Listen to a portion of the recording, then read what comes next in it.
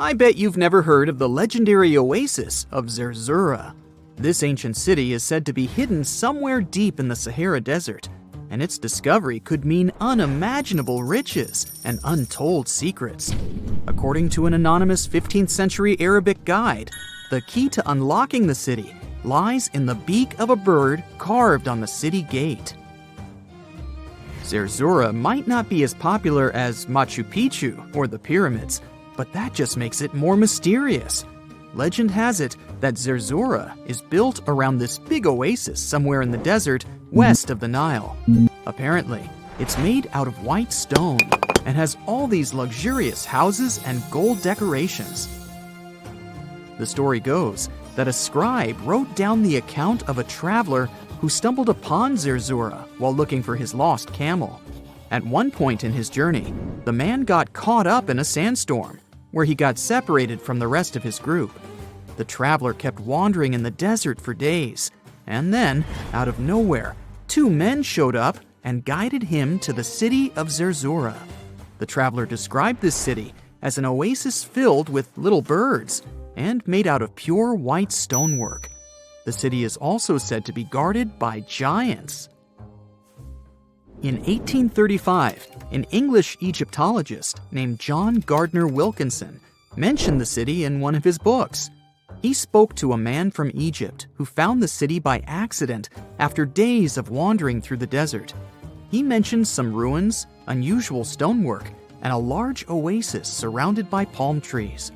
The man even gave some instructions on how the city could be found, indicating that it might be in the western desert of Egypt.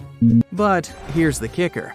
Even though a group of explorers went out to find Zerzura, they didn't succeed. At the same time, they did stumble upon a bunch of previously unknown oases. In the early 1900s, numerous expeditions were sent to find the city, including one with a fleet of Ford Model A trucks. But, alas, none were successful. Others say Zerzura did exist at one point, but not anymore. It's possible it was swallowed by the desert. It's believed that back in the day, the Sahara Desert was actually green. Scientists even found traces of ancient rivers that flowed through the area 100,000 years ago, creating green corridors across the desert. But Zerzura might have never been real to begin with. Maybe it only existed in the minds of people, a figment of their imagination as they were struggling in the African desert. For thousands of years, people have been obsessed with the hunt for another lost city, Atlantis. But if this place really existed, where on Earth, or under the sea, could it be? According to Plato, Atlantis was an actual place, and it was supposedly located somewhere in the Atlantic Ocean, near the Strait of Gibraltar. But how did this mythical city become synonymous with a perfect, paradise-like society? Well, you can thank Ignatius Donnelly for that. The American writer published a book in 1882 where he outlined 13 hypotheses about the existence of Atlantis. Donnelly truly believed that this lost city was where ancient humans lived in peace and joy for centuries. Donnelly even thought that Atlantis was the original source of many ancient civilizations around the world. And if we just followed Plato's clues, we could totally find Atlantis. Sounds like a treasure hunt, right? What inspired Donnelly to go on this quest in the first place, you might ask? Apparently, an amateur archaeologist discovered the city of Troy, using Homer's The Iliad as a guide. Well, if Troy was real, then why not Atlantis? Back in the day, some people believed that America was the legendary Atlantis. Columbus really stirred up some excitement when he brought back news about the New World to Europe. But the real hunt for Atlantis didn't really start until the 20th and 21st centuries. Some people tried to connect the dots between a volcanic eruption on the island of Santorini and the destruction of Minoan settlements. But in 2018, a team of investigators claimed they had nailed it, announcing they had discovered concrete proof that Atlantis had existed. What was their evidence, you ask? A series of mysterious circles in a national park in Spain. But the circles turned out to be nothing more than experimental ponds for studying zooplankton. Let's face it, there's no real evidence that Plato's lost city of Atlantis actually existed. But it doesn't make searching for it any less exciting, does it? The Fountain of Youth isn't a lost city per se, but it is another mythical location that many have claimed to have stumbled upon over the years. Long ago, people were obsessed with the idea of living forever, or at least extending their lives as much as possible. Each culture had its own wild story, like the Greeks talking about a magic fountain that let people live longer, or Alexander the Great finding a river of paradise that could heal the wounded. Japanese legends spoke of hot springs that could make you young again, while the Caribbean locals talked about the restorative powers of the water in one of their own mystical lands. Explorers searched far and wide for these magical waters, but nothing. Probably the most famous of all was the story of the Spanish explorer Juan Ponce de Leon, who thought he'd found it in Florida. Now, Ponce de Leon was quite a character. He sailed with Columbus and became an important figure in the area now known as the Dominican Republic. He found gold in Puerto Rico and even became the island's administrator. But when the ruler of Spain decided to replace him in his duties, he got upset and decided to explore Florida, looking for gold and the elusive Fountain of Youth. He explored the Bahamas, but sadly, he didn't find any gold or magic water. He did, however, make his way to Florida. He explored the coast and even discovered the Gulf Stream. Unfortunately, his last expedition didn't go well, and he was wounded. But the legend of him searching for the Fountain of Youth lived on. Even though historians don't think he was really looking for the Fountain of Youth, thousands of people visit the Fountain of Youth Archaeological Park every year to try the sulfur-smelling water. It's the oldest attraction in Florida, which has been around since the 17th century. Some say the water has unusual properties, but I'll leave that up to you to decide after you visit this place. Norse mythology has its own mysterious land called Thule. It's said to be somewhere between Scandinavia and Iceland, where the sun barely shines and the cold bites hard. The folks there survive on a diet of millet, herbs, fruits, and roots, washed down with a grain and honey brew. As for its exact location, scholars can't seem to agree on it to this day. The legendary ancient Greek explorer Pytheas was said to be the first to stumble upon Thule during his quest for tin mines. He sailed his way up north, passing by Scotland, and after 6 long days of sailing, he reached Thule. The people there, according to Pytheas, were quite primitive, but that's no surprise since they were just simple farmers living off the land. They showed Pytheas where the sun set on the shortest day of the year. They also told him that in winter, the sun never rose at all, and in summer, there was no night. For many years, historians have been debating the true identity of this mythical land of Thule. Some say it's Iceland, while others claim it's Norway. A little bit of progress has been made recently with the help of a team of researchers. If their findings are correct, Thule might be the elusive island of Smola. That's farther south than any of the Norwegian islands that were on the list of contenders. It may be too soon to celebrate, but it does look like Thule has finally been found. The desert welcomes you with challenging conditions of abandoned environments and extreme temperatures. Hey, some of us would prefer dessert, chocolate, over sand and rocks. Oh well, just like cactuses and camels, buildings have had to adapt to these conditions. Here are some examples of astonishing structures in deserts. These structures are called earthships. They're located in a New Mexico desert town. A large community of like-minded people lives in them. What's even more interesting is that the location of these buildings is registered as dumpsters. Maybe it's because all these structures are made out of old tires, bottles, and cans. Earthships operate using green building principles. About 40% of a typical earthship is built with natural or recycled materials. Imagine the walls made up of hundreds of used tires packed with dirt. Then there are layers of floor-to-ceiling passive solar windows. They gather the sunlight during winter and reflect it in the summer to keep the structures at a reasonable room temperature. You can see plants in corridors and glass bottles or aluminum cans stuffed inside walls. Certainly a distinct house in many ways. Mike Reynolds is an architect who noticed the alarming waste and consumption levels in the 1970s. He designed a fully sustainable home out of cans back then. Almost 40 years later, he becomes the one who brings together all the other Earth shippers. Reynolds drove a Mercedes, but it ran off of the vegetable oil he picked up at fast food restaurants in town. A standard 2-bedroom, 2-bathroom Earthship costs about $250,000 in this town. Yet there are Earthships like Dobson House that can cost as much as $1.5 million. If you do it yourself, with family and friends, you can eliminate the cost of labor, and it becomes relatively less expensive. Let's assume you're really going to build one. Where can it be? Well, anywhere. Earthships currently fit in the cold, dry air of Canada, as well as the hot and humid climate of Haiti. This is the Mirage Mirror House. It's an installation set in the Southern California desert.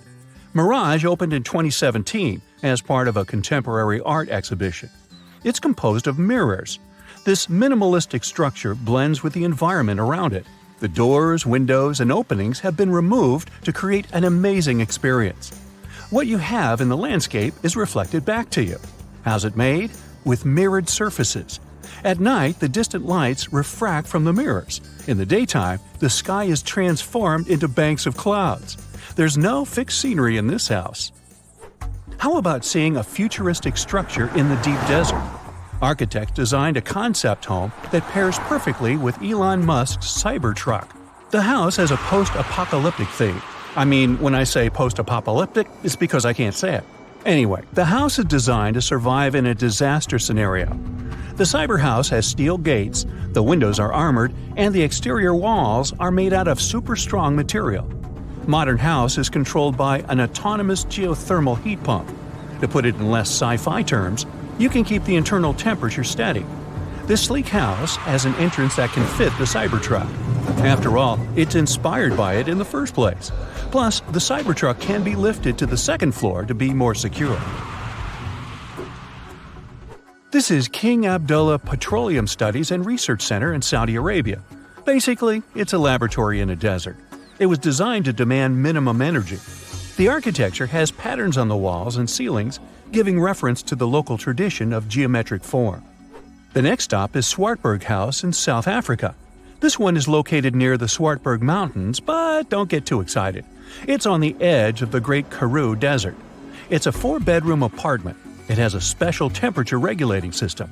The system works like a shield from the heat in the summer and as a sun trap in the winter. You're looking at the Grand Mosque of Djenné in Mali.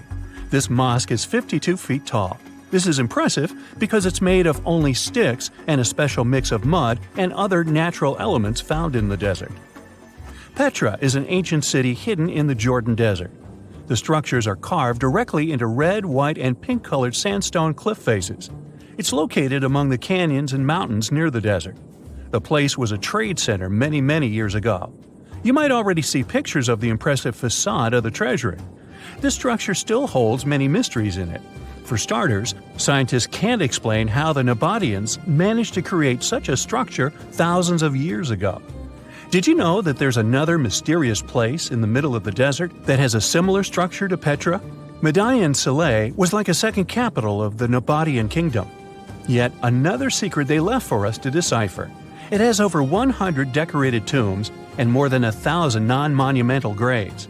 Plus, inscriptions and cave drawings are also here, again surrounded by sandstone.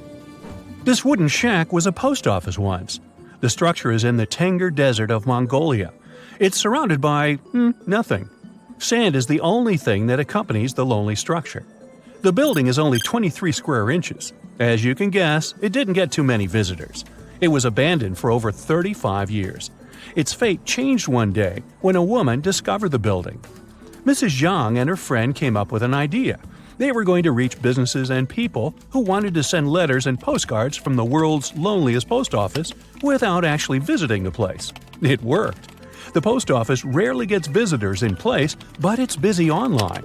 Over 20,000 letters and postcards were sent from the desert post office in December 2021 alone. The place is about 6 miles off the nearest road. A post truck picks the letters up and hits the road for delivery. Eventually, they are shipped all over the world. A second destination in Saudi Arabia is King Abdulaziz Center for World Culture. The building has an interesting design. It took nearly a decade to build this complex structure. It's a 321-foot-tall tower which stands out with its look. Stone Matters Pavilion is a stone structure in Palestine. The structure spans a surface area of 93 square inches. It has been built entirely out of 300 interlocking stones that mutually support each other.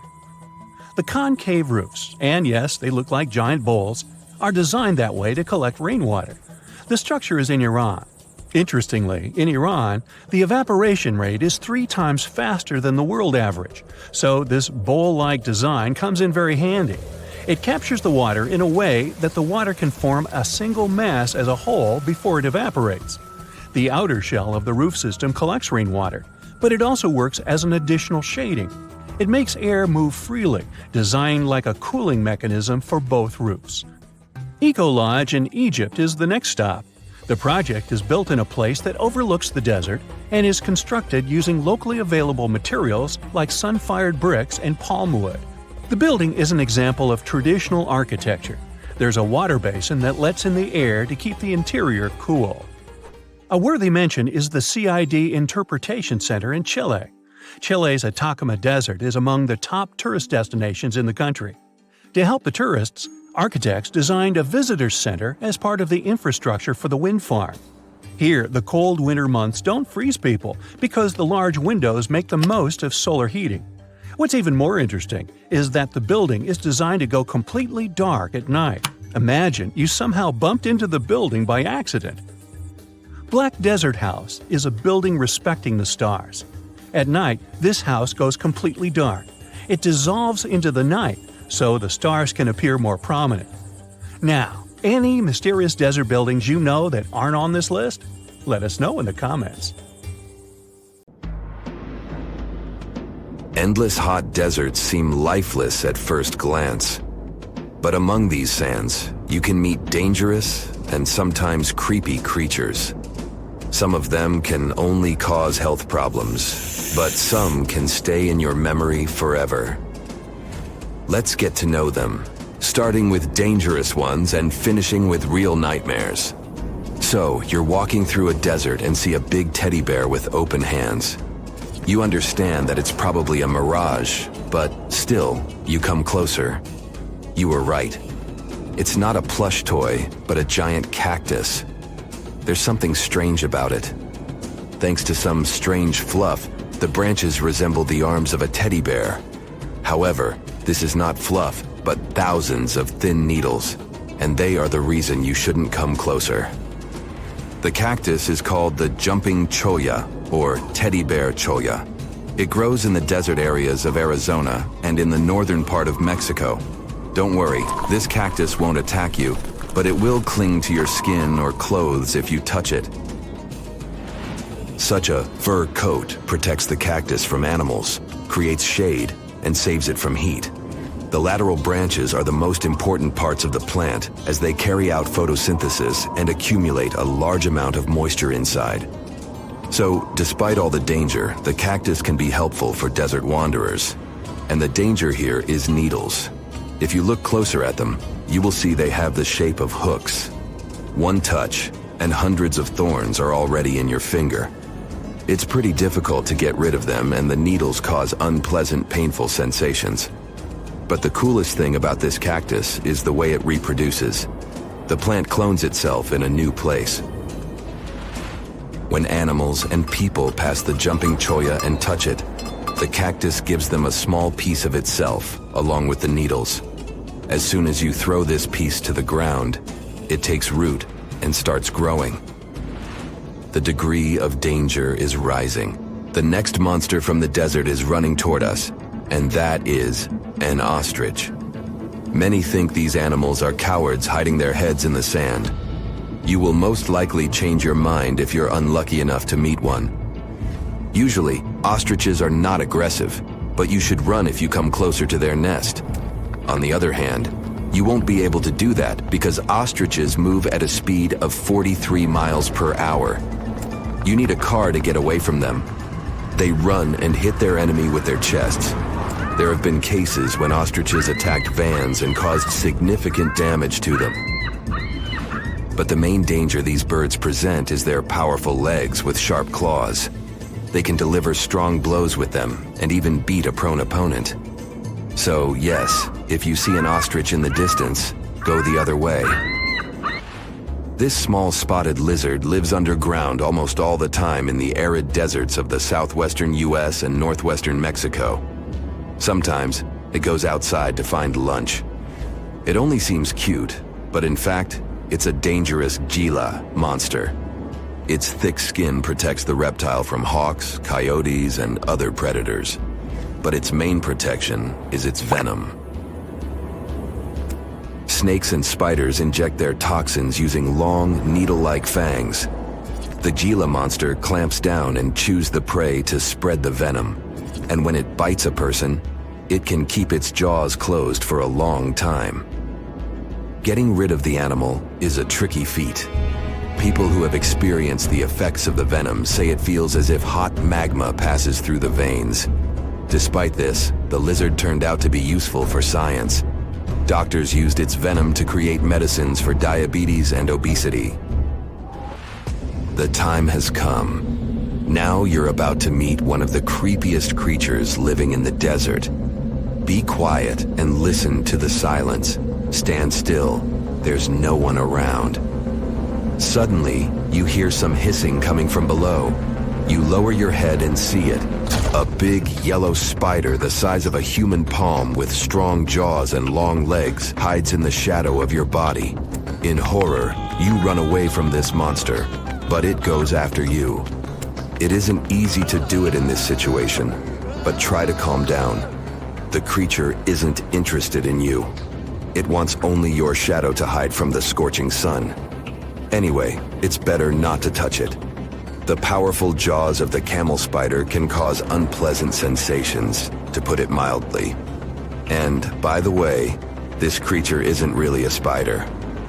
Yeah, it belongs to the class of arachnids, but it's a separate species, Sulpagid. It likes to bite. It's fearless and pretty aggressive. The spider preys on insects, lizards, rodents, and small birds.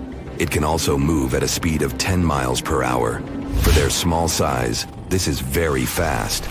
You need to be a professional athlete to run away from it.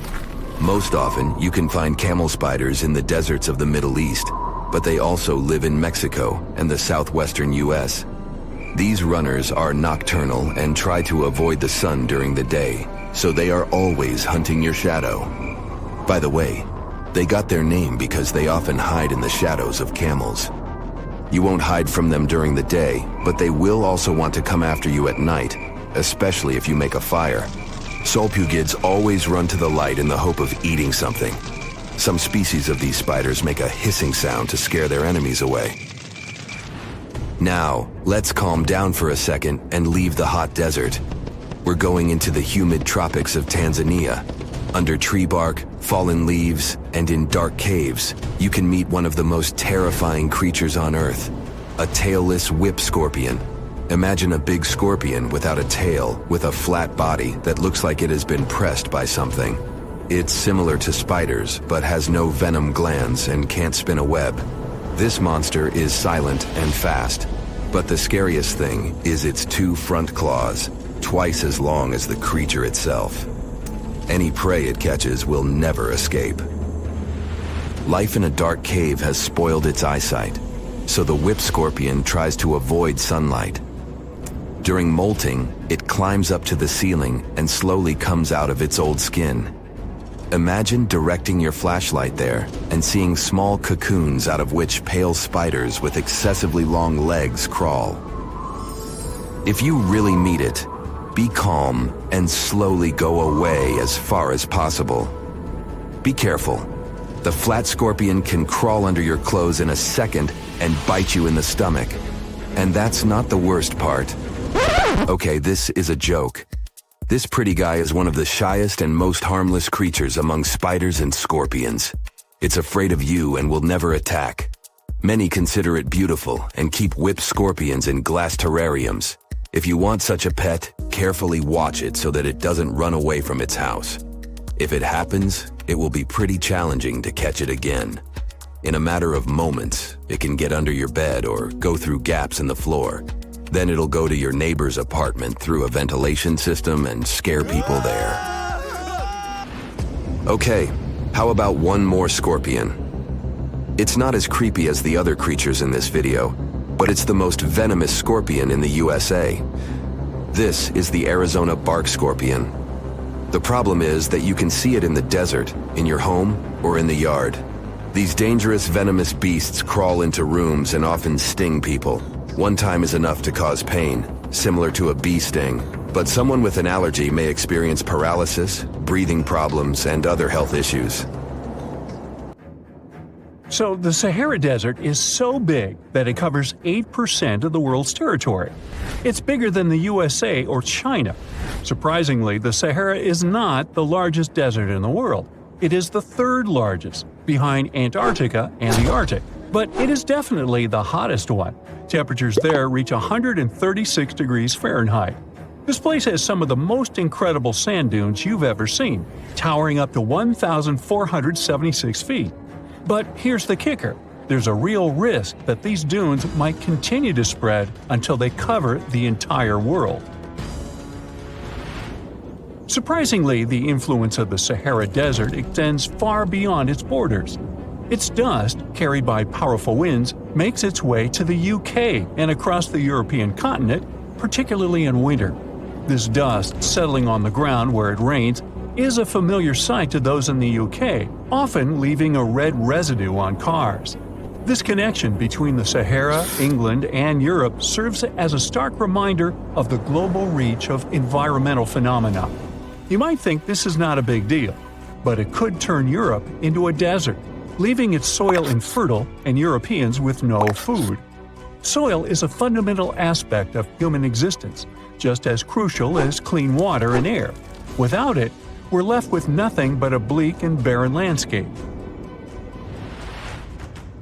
The Sahara Desert has already made its jump across the Mediterranean Sea, which is concerning and could change the landscape forever. 1/5 of Spain has already turned into a desert. The next victim is Italy, which also faces the problem of desertification. In fact, almost all European countries have the same issue. According to an expert, the land that has not changed for nearly 2,000 years will become mostly rock, and people living on this land will be gone. 60% of the soil in Moldova is gone, and the problem has expanded beyond the Black Sea. It has reached China and Mongolia, thousands of miles away from the Sahara Desert. All of this causes losses of $4 billion a year. The threat is so significant that even the UN has gathered the necessary resources to solve the problem as soon as possible. Italy is sending help to Africa to stop the Sahara Desert from expanding. If this process does not stop in the next 10 years, millions will be forced to leave their homes. The Sahara Desert is growing for approximately 30 miles per decade. You do the math and see how long it will take to cover Europe. Since 1920, the Sahara has expanded by around 10%. But not all hope is lost because more than 172 countries have joined to put a stop to the desertification of the world. The World Food Program is a project that aims to help bring back green land that was once present in the Sahara. When they told people who called the Sahara home what they were about to do, the latter basically laughed in their faces and said it was impossible. But when you have a specific goal in mind, the impossible becomes possible. If we traveled back around 5,000 years into the past, we would see a beautiful forest with lush green trees and grass. Africa's climate has been changing for 21,000 years, from fantastic greenery to uninhabitable deserts. This has to do with Earth's rotation and the monsoons that bring water to this dry continent. But with the help of scientists and some clever tricks, we can bring the greenery back and stop the Sahara in its tracks. The Senegal River serves as a border between the Sahara Desert, Senegal City, and Mauritania. When you look at this area from space, you'll see how the desert is expanding to Senegal because the vegetation along the riverbank is almost non-existent. Forests can serve as a barrier, stopping the sand from getting blown away and the desert from expanding. An effort to create a great green wall is being made, and how they do it is actually quite impressive.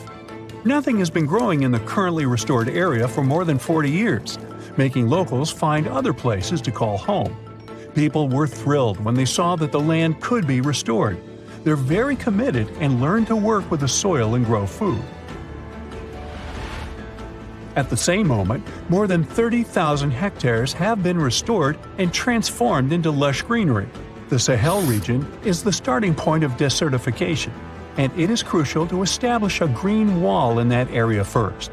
To make this wall is not rocket science, since it only takes a few simple steps. The ground there is baked by the sun and as hard as a block of concrete. If you've ever poured water on concrete, you know that it just flows away. It doesn't stay in one place. So they had to create water-retaining half-moons that would hold the water and make it available to plants. When you learn about how these half-moons work, you might say, how did they not think of that sooner? Actually, this technique is ancient, and it was once implemented in Sahel, but it was lost over time. When the rain falls, the water is collected into the half-moons that are positioned a bit lower than the ground below contour lines.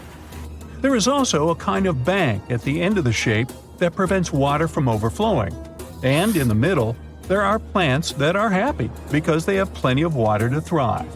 Also, it's essential to grow native plants that are kind of used to harsh conditions, like sorghum and millet. These plants have been surviving there for thousands of years and produce a good amount of biomass, which means the land can be rehabilitated faster and people will have food sooner. The water that will enter the half-moons won't be lost. It will penetrate the ground and top off underground waters. This will ensure the ground that H2O will never run out and that future generations will have usable aqua. This brilliant planting technique is not limited to half-moons. People also create lines and plant various vegetables, such as tomatoes. Next, there are places only for trees, like lemons or oranges. After a long hot day, nothing is better than a freshly made cold lemonade. The trees will also protect the soil, and with some luck, there will be a new forest in the Sahara Desert. The goal is to copy the forest dynamic. Start with small plants and gradually expand to bigger plants that are more useful than the tiny ones. They are aiming to plant more than 10,000 trees. Right now, many people are leaving the Sahara after the rainy season, going to cities or leaving Africa altogether. At this time of year, villages are like ghost towns. Only animals can be found there. Most people are gone. I mean, who would blame them? Nobody wants to live in the sand where nothing grows. Luckily, with all this new, old technology being developed, many people are slowly but surely returning to their land and starting to work in agriculture. The best thing is that there are no brutal winters, so plants grow 12 months a year, and people can always have food. People are becoming more social because now everybody stays in their villages and doesn't travel much.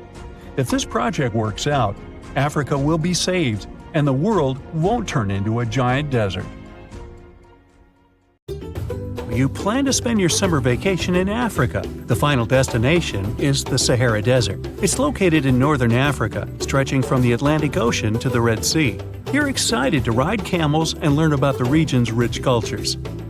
You hop on an extensively long flight, and finally, you are here. You find yourself in the world's biggest hot desert. Can you believe it's 3 million square miles? You're ready for your first adventure after drinking liters of ice-cold water. The guide gives you a choice. You can spend 2 weeks visiting a collection of oases, or you can help them solve an ongoing local mystery. Deep into the desert, near this Algerian town, lies a mystery begging to be solved. A collection of huge, spotted circles in the sand. There are dozens of them, stretching for miles in a straight line. The circles were first identified via Google Earth images several years ago. People have debated them for years, but no one seems to know the answer. The strange thing is that they are so many miles away from any towns, roads, or human activity. The quickest way to discover the truth behind the circles is asking questions. You grab your notebook and set out to talk to locals. Everyone is helpful in this scenario: geographers, anthropologists, elders, and historians. The first person you talk to is a map expert. You need to understand if those circles were authentic or a satellite glitch. You end up interviewing the people who take Google Earth satellite pictures. The circles are really there. They appear in multiple pictures from many years. Then, let's understand why they are there in the first place. After 2 days of interviews, you have your first lead. The circles could be the result of oil activity. Experts explained why this would make sense. Algeria is a rich area for natural resources, so this would be a sensible guess. Usually, to find out if there is anything worth extracting, companies would undertake seismic surveys. Seismic surveys are a way of analyzing the Earth's surface by sending shock waves into the ground. Depending on how these waves bounce back, you'll know what is located there. A special vehicle could have marked the soil that way. So, did we unravel the mystery? Not quite so. As you know, the Sahara Desert is one of the driest areas on the planet. The average high temperatures in summer are over 104 degrees Fahrenheit. To survive there, people need to find ways of accessing water. So, these circles could be a kind of ruin or leftovers from ancient water wells. Again, I'd say this is a sensible guess. Ready for some fact-checking? Some anthropologists agree that these circles could be ancient fogueras. Foguera is the name of a 2,500-year-old style of irrigation system, usually found in northern Africa.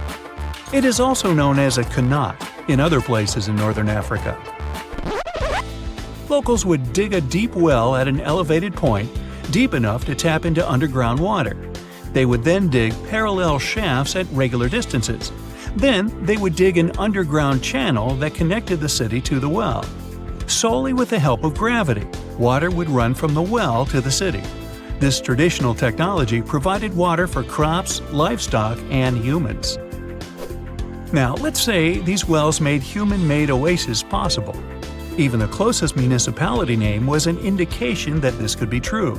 The name Fogueret Essaouira is actually named after Fogueras, these ancient wells. Now, this lead was proving to be very accurate. You decide to travel over there to see for yourself. You take a local bus, sit back, and enjoy the ride. The landscape in northern Algeria is filled with ancient-looking towns. You even see ruins of wells along the way, on the outskirts of smaller cities. Opening Google's satellite images, you can see the qanat's markings on the ground, a series of holes running down several miles. But as soon as you arrive, you find out you were wrong. Dale Lightfoot, one of the world's leading experts on qanats, said that the circles were definitely not qanats.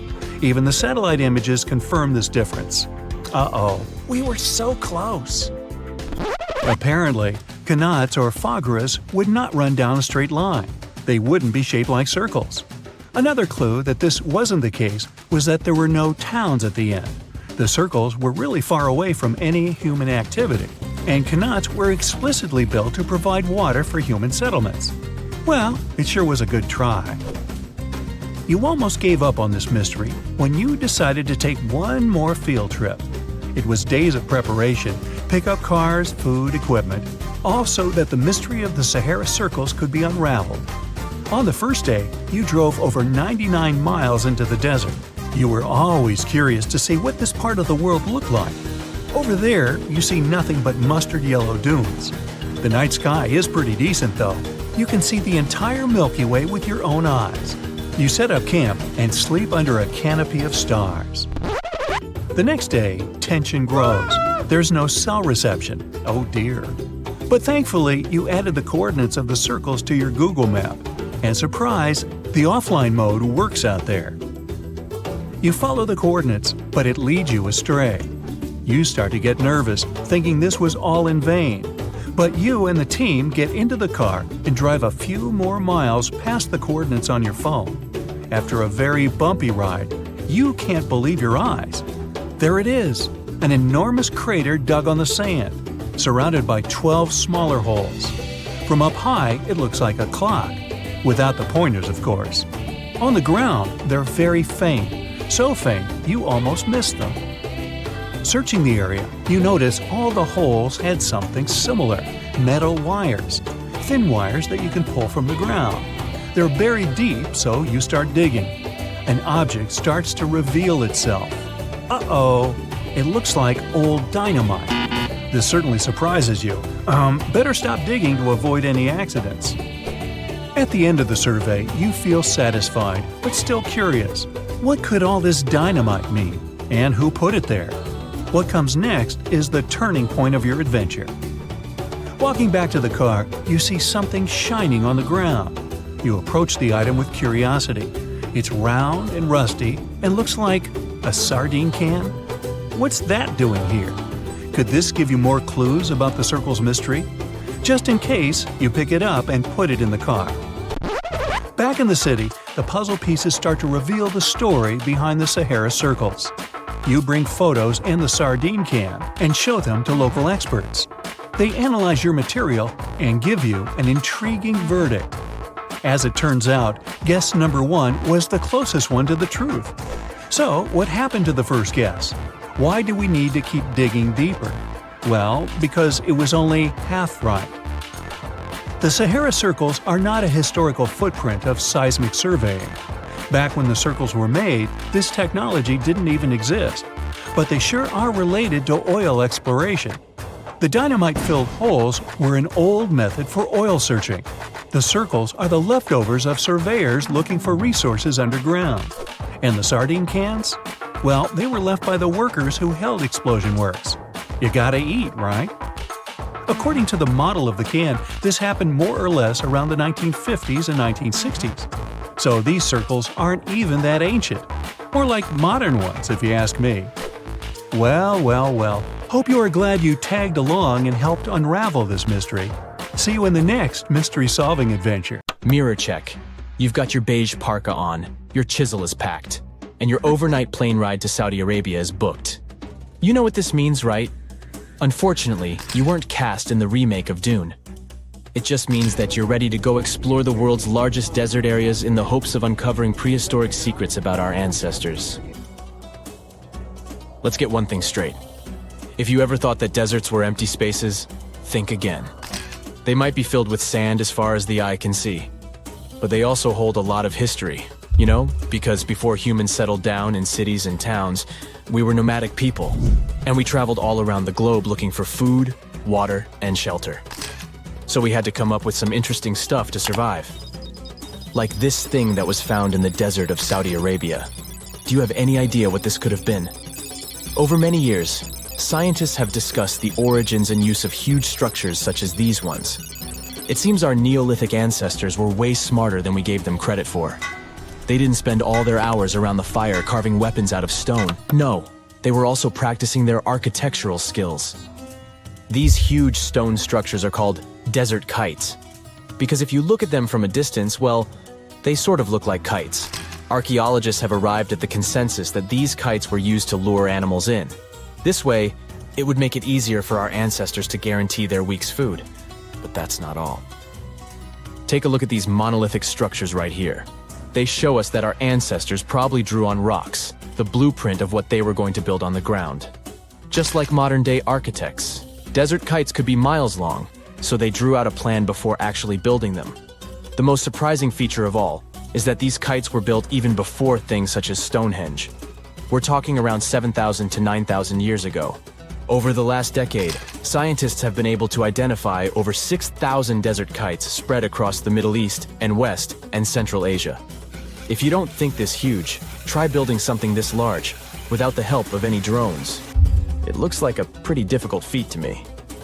And apparently, Saudi Arabia's desert is filled with more amazing things.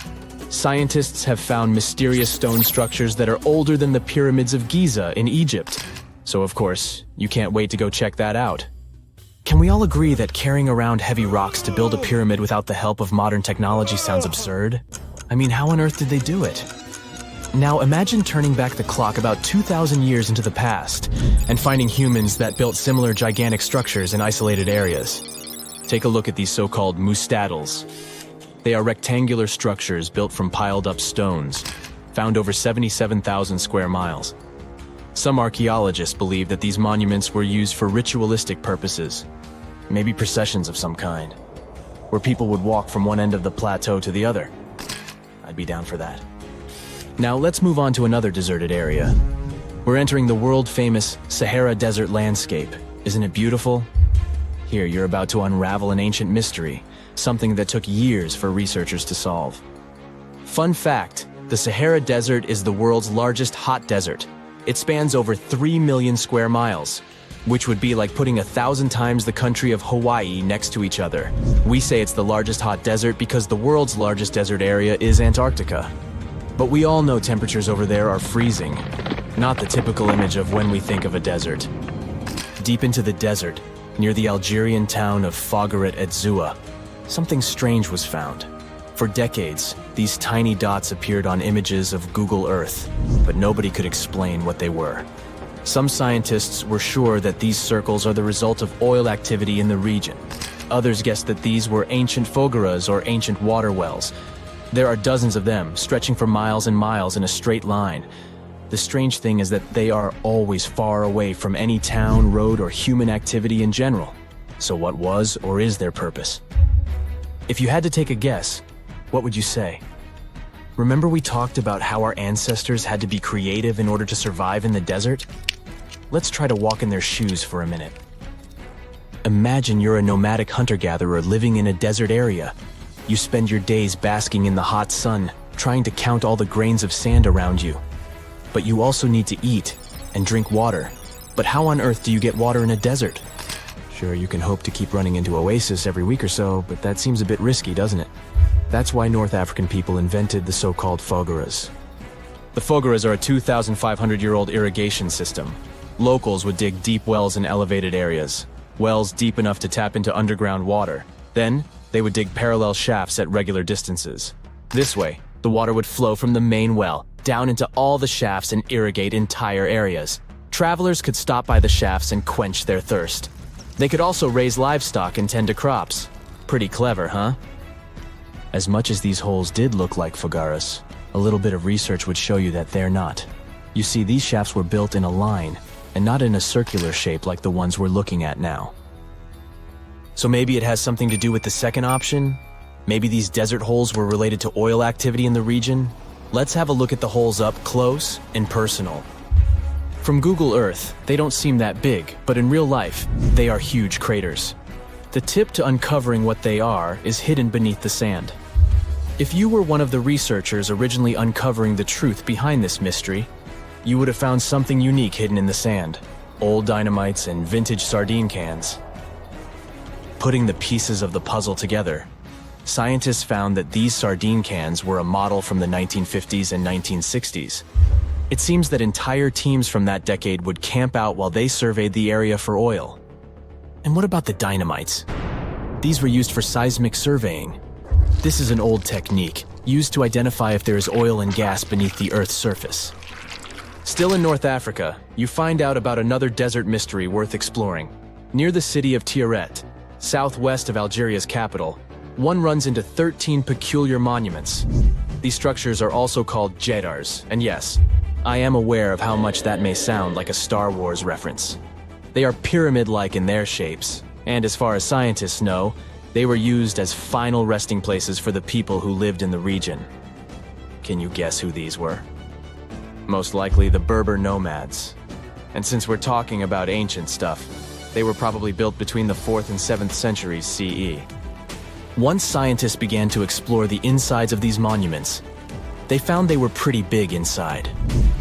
They found large underground vaults, chambers, and labyrinth-like corridors that gave way to over 20 compartments.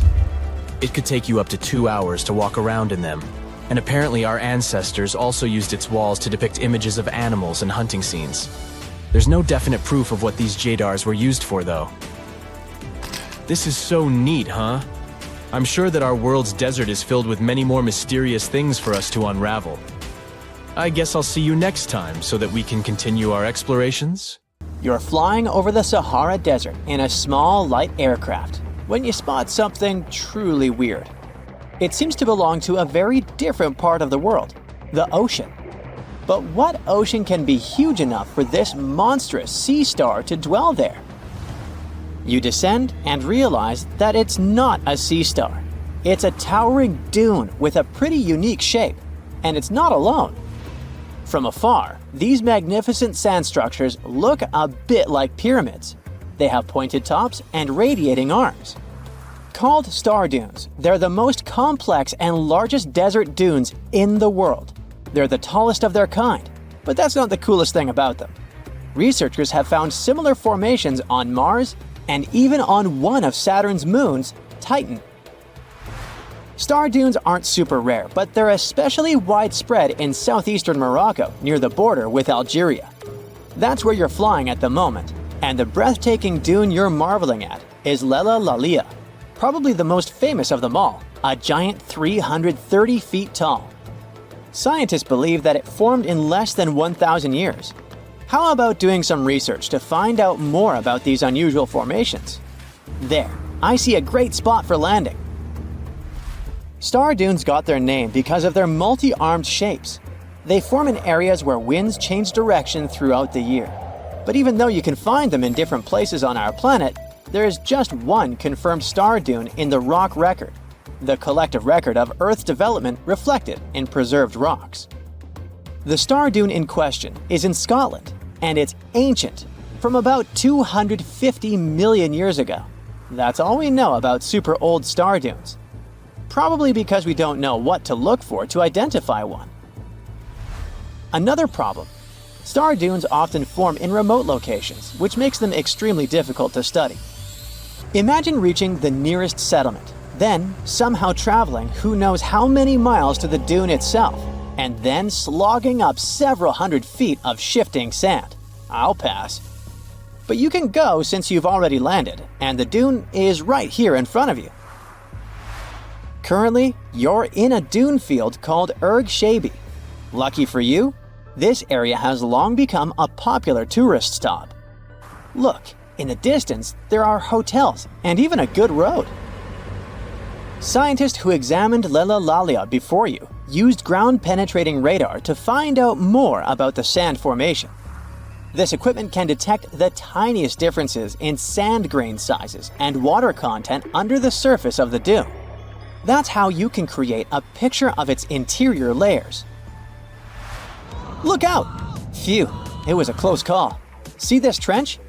The researchers dug such trenches to take samples of long-buried sands and then examine them. It's a pretty cool process.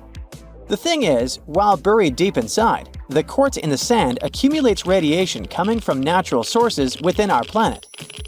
We can compare the grains of quartz to minuscule rechargeable batteries. They can store the energy they get from radiation. When researchers bring them to the laboratory, they can make the grains release that energy, which comes out in the form of light. Scientists can measure the brightness and say when the sand enjoyed sunlight for the last time. Now, when those experts who dug the trenches looked inside Lella Lalia, they were shocked. The enormous formation turned out to be very young, for a dune, of course. You'd expect a dune that is several hundred feet tall to be pretty old, like thousands or tens of thousands of years. But that wasn't the case. Well, at least not entirely. The upper part of the dune has turned 900 just recently. But look at the sand near the base of the dune. Yep, right there. Well, it was buried there around 12 or 13,000 years ago, representing ancient dunes in the area. Those good old dunes were active for a couple thousand years, and then something went wrong. Because for a whopping 8,000 years, the sand wasn't accumulating there. A mystery? Scientists might have an explanation. You see, the first part of this quiet period occurred during the time when the climate became warm and wet. Yep, even in the Sahara. It happened about 11,700 years ago. It was the end of the last ice age and the beginning of a new era, the Holocene. And guess what? The Sahara went green. It started blooming like your local botanic garden. Plants started popping up all over the place, stabilizing the sand. If you had visited the Sahara during that period, you wouldn't have recognized this place. But you would have likely come across humans wandering marshy landscapes and hunting for food. Researchers have found pottery fragments and stone tools on one side of Lelalalia. That's true. As sand dunes form and then shift throughout their lives, they swallow and protect ancient remnants of life. Just dig well enough and you might find something that will provide you with a window into the past. It can be ancient fossils, anything from fossilized shells and corals to prehistoric plants. Those can offer precious insights into the history of our planet and the living beings once inhabiting certain regions. Now, it might come as a shock, but in the Sahara Desert, scientists have uncovered well-preserved marine reptiles and fossilized fish within the layers of those ancient sand dunes. They are the remains from the time when the Sahara was covered with a sea millions of years ago. Anyway, it's time to leave that ancient paradise if you want to survive. 4,000 years ago, the wet period came to an end, and the Sahara dried out again. Interestingly, our dune didn't begin building up right away. For some time, sand probably blew through but didn't accumulate. Or the dune could have started growing in a different location. And it's a valid theory since scientists have discovered recently that Lelalalia shifts around 1.6 feet every year. It also accumulates about 6,400 tons of sand every year. Now, if you've been inspired by your dune trip and are now eager to explore more of them, I've got some unpleasant news for you. Unfortunately, although there might be star dunes locked in sandstones around the globe, they're super tricky to detect. The problem is, dunes are huge, but they lack a single distinguishing feature. So you'd really need large exposed beds of rock if you want to get a wide enough view to identify a star dune. On the bright side, there surely are places where it might be possible to do such research, but you should be ready to know that it might be just a set of various features that look like other dunes. But if you combine them, you'll say, it's likely to be a star dune. Comment below if you'd like to go on a trip in search of a star dune. Meanwhile, we'll continue our journey. You decide to have some rest and start climbing down the side of the dune. That's when you begin hearing it. Terrible, haunting sounds. Are there ghosts nearby? Worry not, you're safe. You might have heard of a phenomenon called singing sands. As you walk down some sandy slopes, you disturb the grains of sand. They rub against each other, producing friction that creates those eerie melodies. With each step, the sand beneath your feet comes alive in a ghostly choir of whistles and whispers. The sounds range from low hums to loud, high-pitched wails, as if an otherworldly symphony is echoing through the dunes. But of course, scientists have their own very practical explanation, attributing this phenomenon to the right atmospheric conditions combined with the unique size, shape, and moisture content of the grains. Now you've almost made it all the way to the bottom of the dune, but beware of slip faces. When a sand dune reaches a certain steepness, it develops a slope. That's the very slip face I was talking about. This slope is usually on the leeward side of the dune and sheltered from the prevailing wind. Sand grains start accumulating on the windward side, slowly creeping along the dune's gentle slope. At one point, they reach the top. Gravity takes over and they start sliding down, triggering a cascading effect. It looks like a miniature sand avalanche, and I wouldn't want to end up in its way. We've all heard of the Sahara. Sure you have. It's the largest hot desert on the planet. A sea of sand covering an area larger than the contiguous United States. But have you ever wondered what lies beneath the sand dunes? To answer this question, we must travel deep into the past of our blue planet. Up until some 6,000 years ago, the Sahara was grassland. Humans were around at this time, not me, spreading agriculture around the planet. In the north of Africa, the color green dominated. Plenty of rainfall meant that there were lakes, rivers, pastures, and even forests. A completely different image of the Sahara from the barren landscape of today. But then the climate started to shift. The region became parched, and the vegetation started disappearing. The wind did the rest. It took away the fine sediment after there were no plant roots to hold the ground together. Give it a couple thousands of years, and you get a familiar image of the Sahara: sand and rocks stretching as far as the eye can see.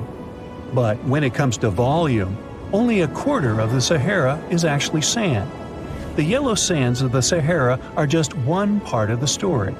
The desert has many other features, such as gravel plains, salt flats, and plateaus.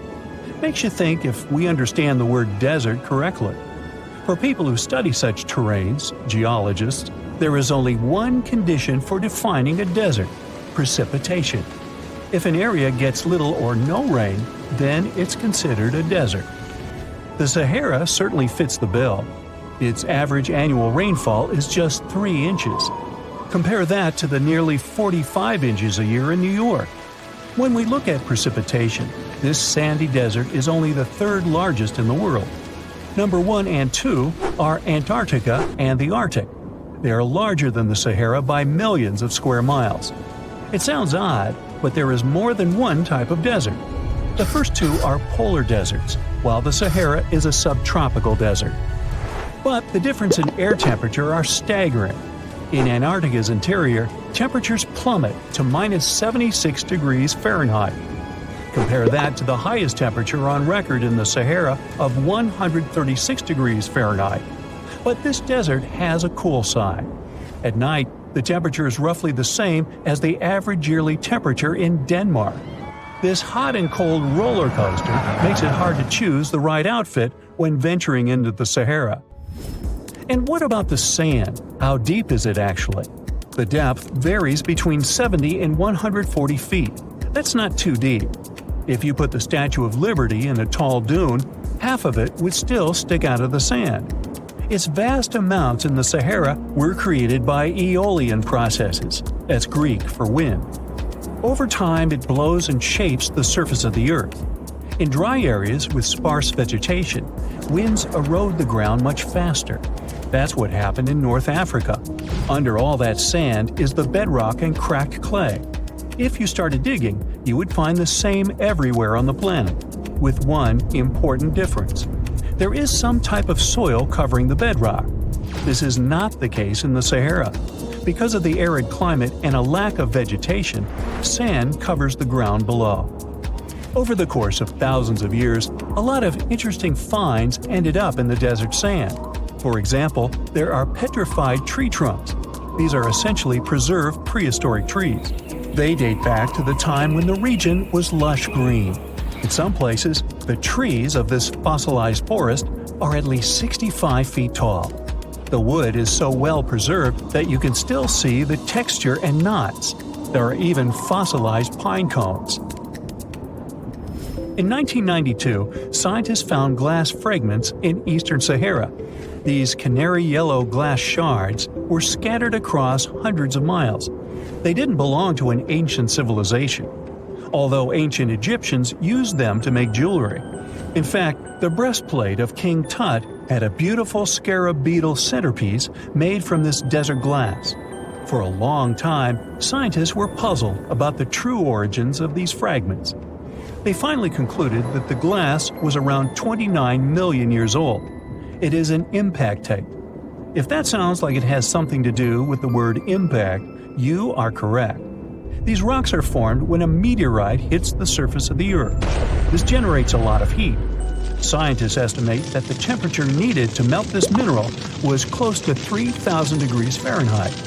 Apart from the regular fine-grained sand, we also have melted sand in the Sahara. But the desert conceals other unlikely artifacts. Shark teeth are a common find in Morocco, which sits in the western part of the Sahara. What are the fossilized teeth of these marine predators doing in the middle of the desert? This part of the world looked entirely different millions of years ago. There was a sea cutting right through what is now a desert. The Trans-Saharan Seaway ran the length of present-day Algeria and Mali.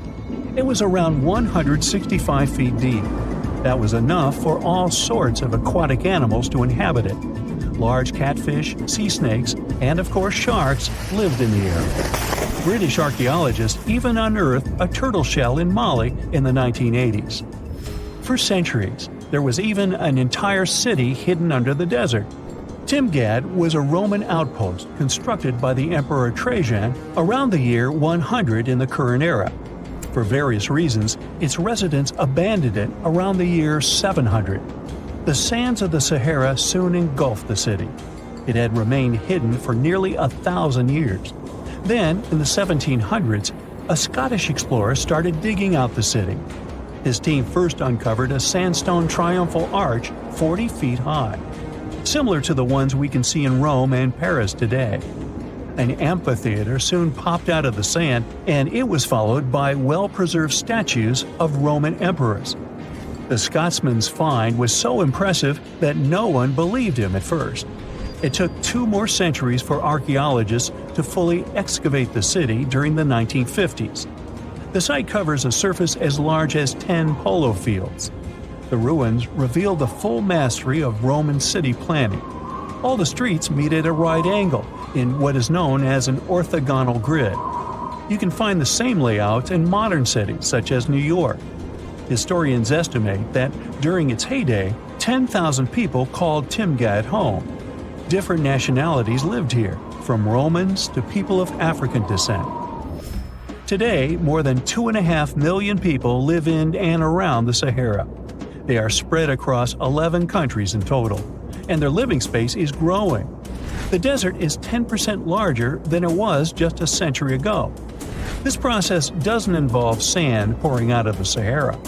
The ecosystems on the edges of the desert simply change over time. The wind blows the soil away and vegetation dwindles, the perfect conditions for the formation of a desert landscape. These changes are happening in the Sahel, a region south of the Sahara Desert. That's why the African countries have recently come together for a project called the Great Green Wall. The primary goal is to stop the desertification of the Sahel and hold back the sands of the Sahara. Their plan is ambitious and involves planting a wall of trees from the west to the east of the African continent. The proposed forest is not only going to be long, but wide as well. The Sahara and the Sahel share a historic bond. Since antiquity, camel caravans have been making the journey from Africa's Mediterranean coast in the north to the savannas in the south. The golden age of this trade kicked off in the 9th century. The perilous journey took several months to complete. The route was 2.5 times longer than the length of the Grand Canyon. Explorers still find evidence of these ancient caravans hidden away under the sands of the Sahara. Most people know that pyramids were built as grand tombs for the pharaohs, designed to ensure they had a smooth journey to the afterlife. The Great Pyramid of Giza, for instance, was constructed for the pharaoh Khufu. But what most people don't know is that this whole pyramid building trend started right here with the step pyramid of Djoser about 4,700 years ago.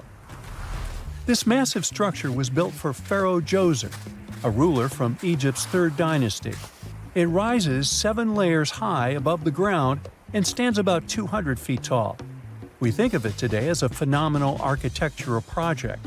But for ancient Egyptians, the step pyramid of Djoser turned out to be more like a massive experiment, a trial run, if you will, to perfect their building skills before they moved on to even more ambitious pyramids. Reaching new heights is super exciting, but the real mystery is what is going on below the ground. In this pyramid's underground labyrinth, there is a network of tunnels stretching about 3.5 miles long, and some researchers believe these tunnels might have been part of a sophisticated water system that could completely change what we think about pyramid construction. Let's talk about this massive complex located in Saqqara. Surrounding the pyramid, there's what's known as a dry moat, a continuous trench that is up to 164 feet wide and almost 2 miles long. It forms a sort of rectangular shape around the pyramid. This trench has an average depth of about 65 feet. Now, if you were to add up all the earth and rock they dug out to create this moat, it would be about 10 times the volume of the step pyramid itself.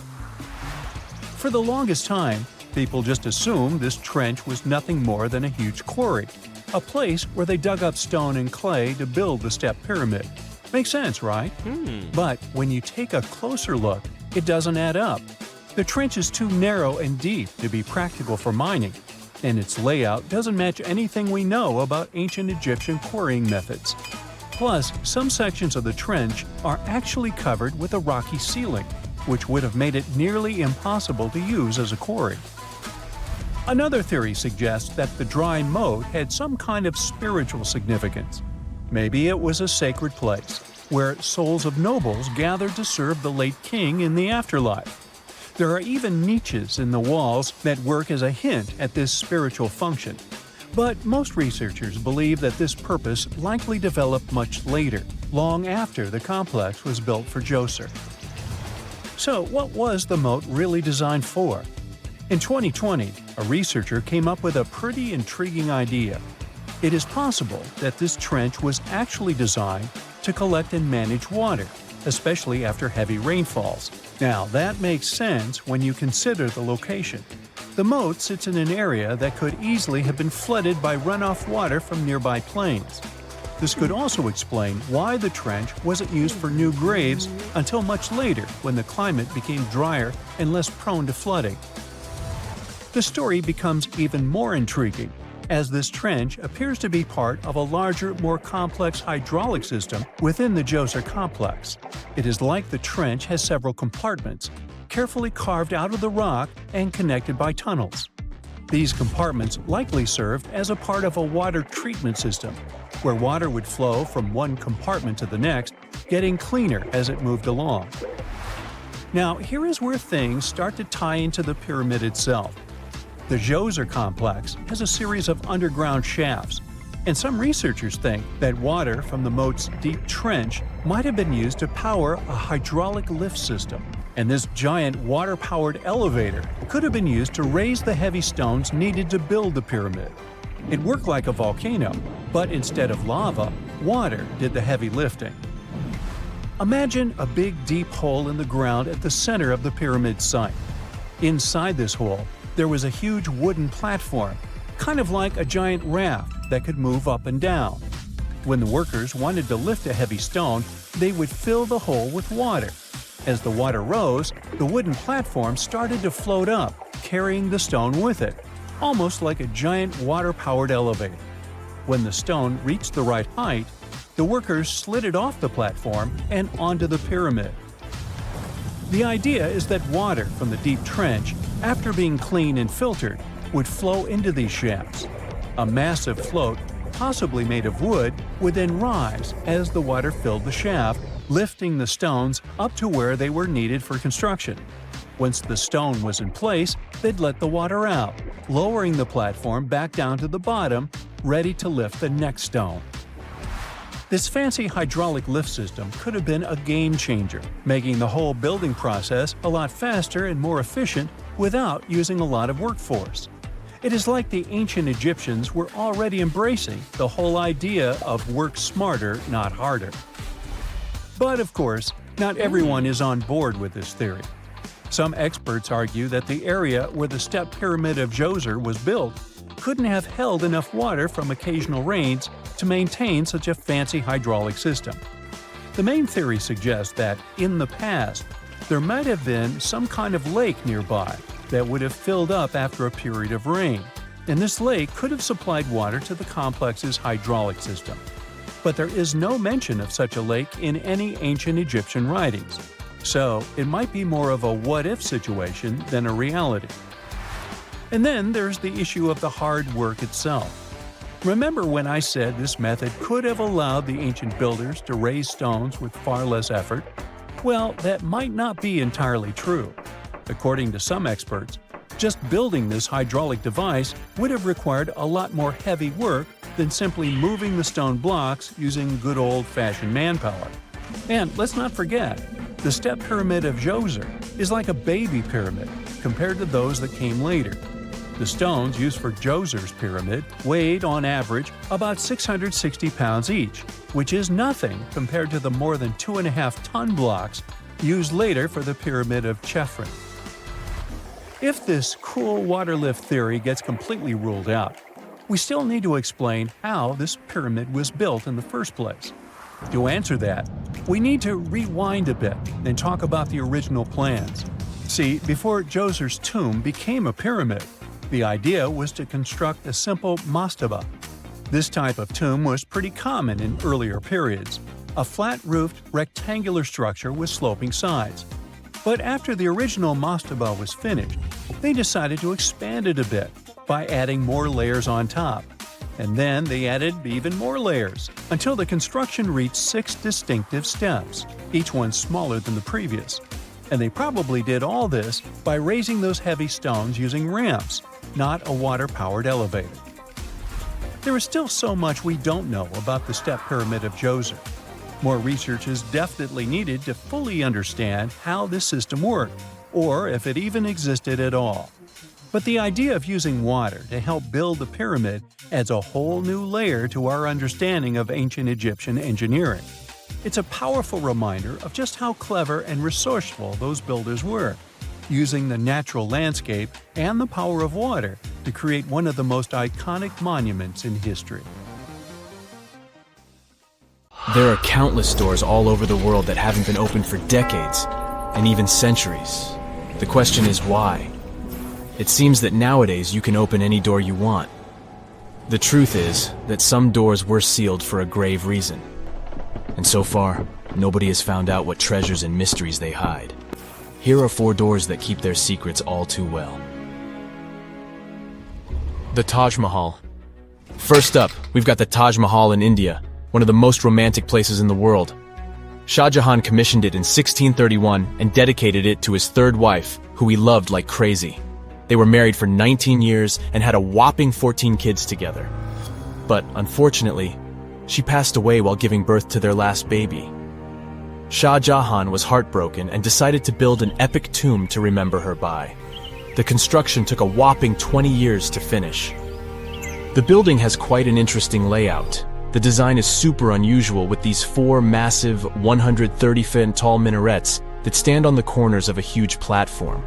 They're not just there for looks. Back in the 17th century, architects were having some serious issues with buildings collapsing under their own weight. So, the chief architect of the Taj Mahal made sure to place those minarets as far away from the tomb as possible. And he even tilted them in a way so that if they did fall, they wouldn't wreck the rest of the Taj Mahal. Talk about planning ahead. The Taj Mahal is hiding some crazy secrets. There are sealed rooms all over the place that nobody is allowed to enter. And if you check out photos of the building from the riverside, you can spot 2 basements. But guess what? They're sealed up too. Nobody knows what's inside or why they've been locked up since the time of Shah Jahan. Apparently, there's a good reason why those rooms are off limits. Some researchers think that they were built using marble, which turns into a different substance called calcium carbonate if it's exposed to carbon dioxide. And when that happens, little bits of marble start chipping off like crazy. To make matters worse, there's no air flowing into these rooms. That means that if too much CO2 builds up in the basement, the 4 minarets could collapse. But wait, there's more. Some people think that the body of Shah Jahan's wife can be found in one of these sealed-up rooms in pristine condition. Why not? Who knows what the mysterious rooms might keep? The Great Sphinx of Giza. The Great Sphinx of Giza is shrouded in mystery. It's not just the largest monolith statue in the world, but it's also a hybrid creature with a woman's head and a lion's body that originates from Egyptian and Greek mythology. It's also very ancient. It's estimated to be around 4,500 years old.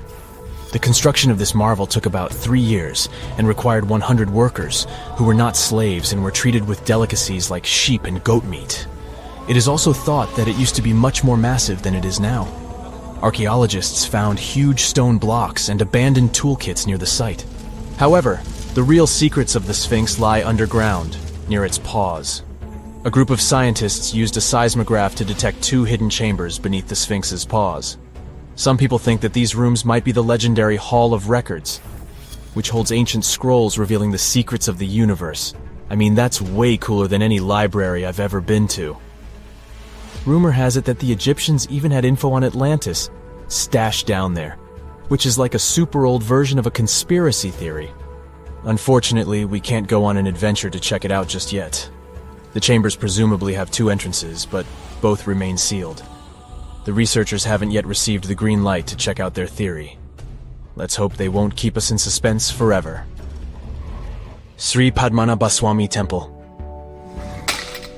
This temple is located in the beautiful state of Kerala in India. This temple is famous for more than just its breathtaking beauty.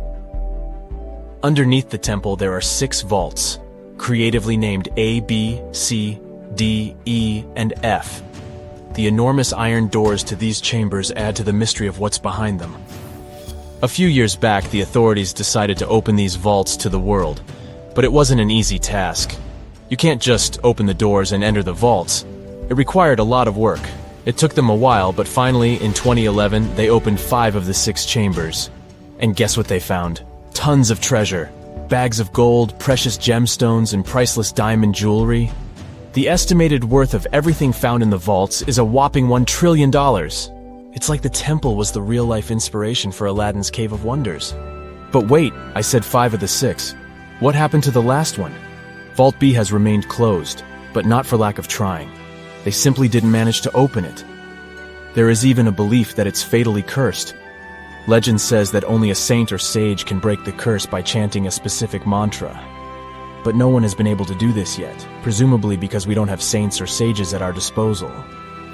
There is also rumor that in the 30s some temple invaders tried to enter Vault B to do some good old looting. But they never reached their target. Apparently terrible snakes materialized out of nowhere and chased the gang away. But of course, this is just an urban legend, and there is not proof of that. However, it is said that the Auditor General dealing with the temple claimed that Vault B had been opened at least 7 times since 1990, and nothing bad happened to anyone who entered. Who knows? Maybe we should send Indiana Jones to check it out. The First Emperor's Tomb. Deep under a hill, completely undisturbed and surrounded by dangerous traps, lies an ancient 2,000-year-old tomb. It belongs to Qin Shi Huang, the first emperor of China. He was born in the Qin state and became king when he was just a boy. But when he grew up and gained full power, he united the warring states ancient China was divided into by conquering them. After that, he created the Qin dynasty. When he died in 210 BCE, they buried him deep underground in a massive tomb. And when I say massive, I mean massive! Back in 1974, some farmers in Xi'an, China, stumbled upon something strange while digging a well, a huge terracotta soldier. This discovery led to an extensive archaeological dig that has continued for over 40 years, revealing a collection of thousands of clay soldiers. The unique thing about these soldiers is that each one has its own unique features, from hairstyles to facial expressions. It's believed that there could be up to 8,000 of these soldiers, but only 2,000 have been found so far. Interestingly, the central tomb, which is believed to be the resting place of the emperor, is still untouched.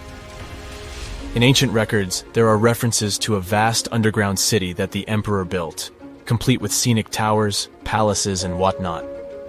Sima Qian, a Han Dynasty historian, wrote that the tomb was adorned with treasures and had space for hundreds of officials, but the lack of technology to properly examine the site is what's holding things up. Qin Shi Huang was surrounded by liquid mercury in his tomb, with 2 of the streams representing the major rivers of China, Yellow River and Yangtze. The ancient Chinese believed that mercury could provide immortality, but it could have also caused the emperor's death since he regularly took mercury pills to prolong his life. The dangerous levels of mercury contamination in the soil near the tomb are the main reason why scientists are reluctant to explore it. It could be very dangerous both for people and for the environment. Now, if I had to choose which door to open, I'd probably go for the one that doesn't lead to a tomb surrounded by poisonous mercury. Call me crazy, but I'd like to avoid any potential health hazards. And now we're off to almost 5,000 years ago. Let me take you to ancient Egypt, where back in 2550 BC, guess what? The construction of the Great Pyramids of Giza started. People learned to build cathedrals and skyscrapers, but it wasn't until recently that these massive buildings appeared. It's still a mystery to even modern scientists how these pyramids were built 5,000 years ago. No wonder they are one of the 7 wonders of the ancient world. They're also the oldest of them and the only wonder of the ancient world that still exists in the 21st century. It must have taken a lot of cooperation to build a thing that massive, even for today's metrics.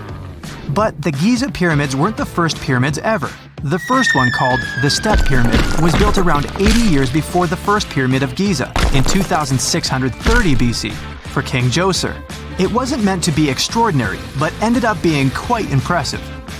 It was a pyramid of 6 stepped layers of stone. It was 204 feet high, which is as tall as a 19-story building. And it was the tallest building that existed at that time. It wasn't just a pyramid though, it was surrounded by a whole complex of buildings, including even courtyards. In ancient Egypt, people believed in the afterlife, so everyone, especially kings, wanted to make sure they had everything they needed to get ready for it. Here's why the pyramid complex was perfectly supplied with a lot of objects people used every day. The complex included a pyramid and a kind of a palace. Those buildings had many things the king loved and might need one day, like furniture, food, and gold vessels. After Djoser, building pyramids became common practice, but many pyramids weren't finished. It would usually take about 20 years to build one, but many rulers reigned way less than that. Overall, there are more than 100 pyramids. The most famous pyramids are the Great Pyramids of Giza. The first one and the biggest one was built for Pharaoh Khufu, around 2550 BC. Initially, it was 481 feet tall, which is as tall as a 40-story building. The second pyramid was built for Khufu's son, Pharaoh Khafre, around 2520 BC. It's just a bit shorter, usually standing at 471 feet high, a 39-story building. This is the pyramid with the famous statue of the Sphinx. Sphinxes have a lion's body and a human head. They were built to guard important areas. This one has the head of Pharaoh Khafre and is guarding his pyramid, facing the sunrise. The Sphinx is most well known and is one of the world's biggest and oldest statues. Originally, it had red color and did have a nose. It's still possible to see the trace of red pigment by its ears. But no one knows exactly when the nose disappeared. For some time, the Sphinx was sort of hidden underground, being covered with sand up to its shoulders. Luckily, in the early 1800s, an adventurer with a team of 160 people dug it out. The third pyramid of Giza is the smallest one, being more than twice shorter. Originally, it was 218 feet high, about the height of a 20-story building. Built in 2490 BC, it was a pyramid for Khafre's son, Menkaure. The pyramids are designed to align with the points of the compass, and their sides symbolize the rays of the sun. But back at the time, there were no compasses. Ancient Egyptians figured out the directions themselves, and with amazing precision. To align the pyramids, they used 2 constellations. Originally, the pyramids were covered in smooth white limestone and had a gold-silver top to reflect the sun. Later, the white limestone was taken from the pyramids by other kings and used for other buildings. Scientists estimated that ancient Egyptians used about 2.3 million stone blocks to build the first pyramid. Each block weighed more than 1 ton. This is the weight of a rhino. Some blocks were even bigger, being almost as heavy as an elephant. 4.5 millennia ago, there was no modern equipment to help build it. There were no machines, no wheels, and even no steel. The only metal available to them was copper. Even today, scientists aren't sure how the Egyptians managed to build the pyramids. There are no records left that would shed light on it. Some even think that Egyptians wanted to keep it as their secret and didn't even record it on purpose. Many believe that poor people and foreigners built the pyramids, but it's not true. Actually, the builders were very skilled workers, and they were fed and paid well. The archaeologists claim that the builders lived in a nearby temporary city and were a highly organized community with a strong leader. Scientists say that around 20,000 people worked on each pyramid complex, and it took about 20 years to build each. It probably was a national project. The construction site was large in resources, and food and essentials were likely to be contributed from all parts of Egypt. Even with all that support, it remains unclear how people managed to cut, transport, and assemble those huge stones. One of the theories suggests the stones were most likely transported on boats down the Nile River. Then, there was a harder part. they had to be moved to the construction site. For that, they probably used wooden sleds. It wasn't very hard to pull them because the sand mixed with the right amount of water was pretty slick. And 10 people could move a sled even with a rock weighing 1 ton pretty easily. Finally, one last problem. The stones had to be lifted and put into place. Archaeologists have discovered the remains of the ramps system that dates back to when the pyramids were built. Most likely, the Egyptians designed a unique system to move and pull huge stone blocks, but no one knows what it looked like exactly. The most common opinion is that there were several ramps around the pyramid to help move the blocks. The ramp was growing with the pyramid getting higher. They suppose people were walking up the stairs, pulling the stone on the wooden sled up in the middle on the sandy ramp. But this is just one of the options. Others say that the ramps were going around the pyramid. Some say the ramps were inside the pyramid. But we'll never know for sure, and it'll forever remain a mystery, just like the ancient Egyptians wanted. Surprisingly, there's not much inside the pyramids. Most of it is just solid stone with very little open space. But let's take a quick look inside the biggest of the pyramids of Giza.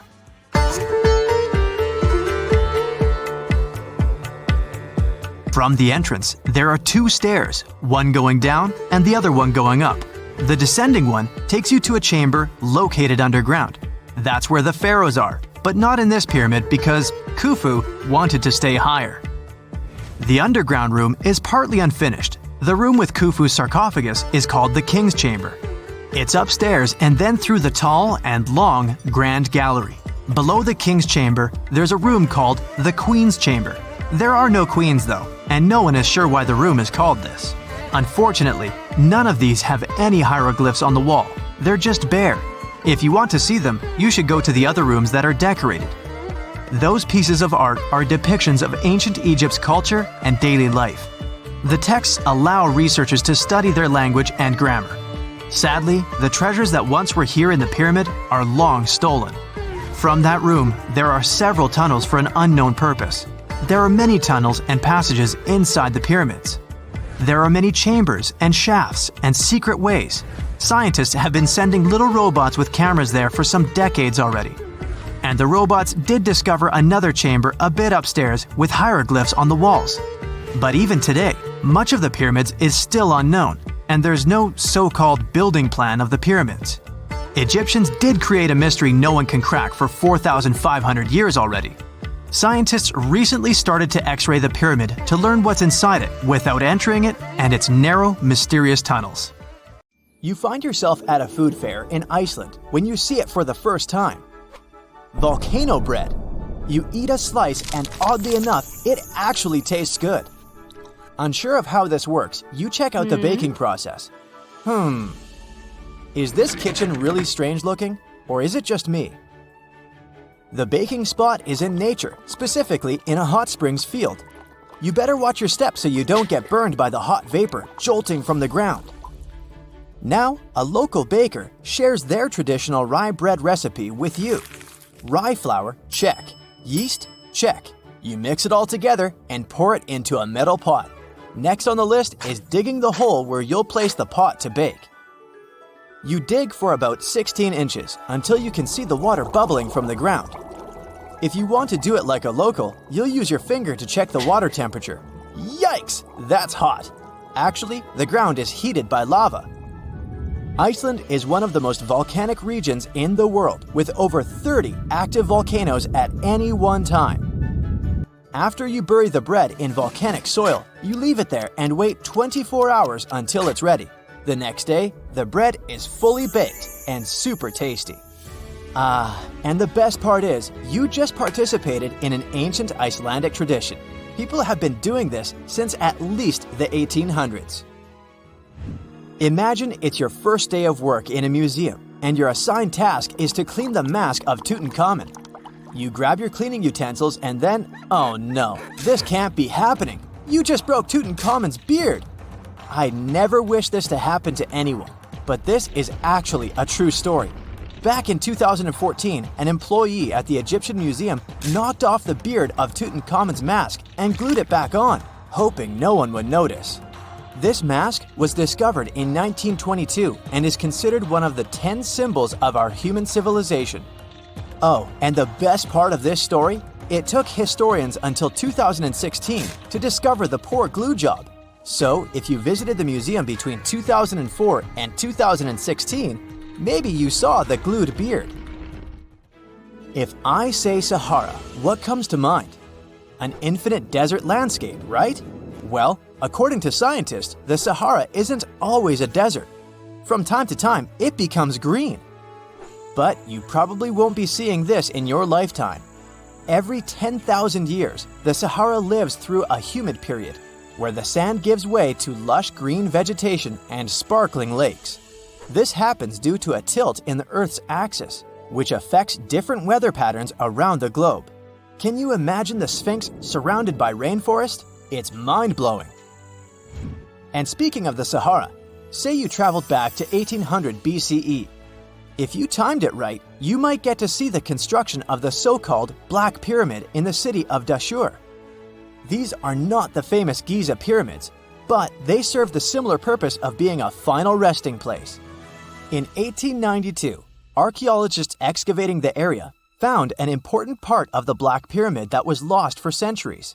The benben, also called a pyramidion, was the tip of ancient Egyptian pyramids. A benben consists of a solid block, usually made of limestone. Most of them were covered with gold and reflected the first rays of light from the sun every day. Can anyone get me a time machine, please? Remember when you ate something really spicy, your cheeks turned red? Apparently, that can happen to birds too. For example, canaries can change colors after eating peppers. These birds have a special pigment that allows them to switch shades depending on their diet. So, if a yellow canary eats red peppers, it can turn orange or red. Can rocks move on the ground on their own? Well, you might be under that impression if you visit Racetrack Playa in California. The site is a dry lake bed and home to one of the world's strangest phenomena, the so-called sailing stones. Think 100-pound rocks moving around alone, leaving behind trails as long as 1,500 feet. They were discovered in the 1900s, and until recently, no one was lucky enough to be on the site while they were moving. It was only in 2014, after much observation and research, that scientists solved this mystery. The sailing stones appeared because of the perfect balance between wind, ice, and water. When it rains, the water that falls on the ground freezes and forms a coat of ice above the ground. If it's windy, the rocks are easily pushed around, sailing along the lake bed. But hey, if you ever visit Racetrack Playa, don't disturb the rocks. On the western coast of France, you'll find the vacation hotspot known as the island of Ré. It attracts tourists looking for scenic landscapes and beautiful beaches, but that's not all it's famous for. There, an extraordinary phenomenon occurs when two different wave patterns collide with each other, something called a cross sea. It's almost as if the sea were a checkerboard, divided into hundreds of squares. And no, it's not an optical illusion. A cross sea only happens in places where different quality waters meet. For a tourist to see the cross sea in Ré, this probably means that there was a storm in a different sea nearby. This stormy water travels with the help of currents and meets the water of Ré, creating these oddly shaped riptides. Oh, and apart from this island and Israel, there's nowhere else in the world where you could see such a thing. The following sight will either give you goosebumps or make you marvel at its weirdness. I'd say it depends on the time of day you visit. Next to the small town of Gryfina in Poland, you'll find a very unusual sight, a pine tree forest where each tree is bent at its base. If you visit during the daytime, I guess you'll be fascinated by these trees' sharp 90-degree curves. You can even use their trunks as a stool if you decide to have a picnic, for example. But visiting the site at night will most likely give you chills. A thin layer of fog hovers around, making the forest seem quite unwelcoming. Scientists still can't explain why the trees are the way they are. So, are you a daytime or nighttime visitor? You went for a hike and suddenly encountered a big cloud of fog. This may ruin your photo ops, but there's one thing you can hope for. Foggy days are the perfect conditions for a phenomenon called fog bow, otherwise known as a white rainbow.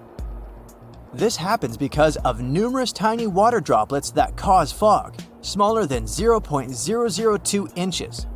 So, instead of the multicolored bow, you get a transparent one, with red outer edges and a bluish inner edge. Now, say you're roaming in a little town in Europe, appreciating the century-old buildings and good summer weather. You feel hungry and decide to type into your Google Maps the name of that restaurant your friend recommended. It's only 10 minutes away by foot. You follow the blue dot on your GPS and arrive at your destination, quick and easy.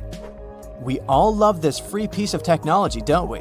But what if I told you that the US spends over $2 million daily to maintain the satellites to make it work? Yep, that's the price. And to implement it, they spent over $12 billion US.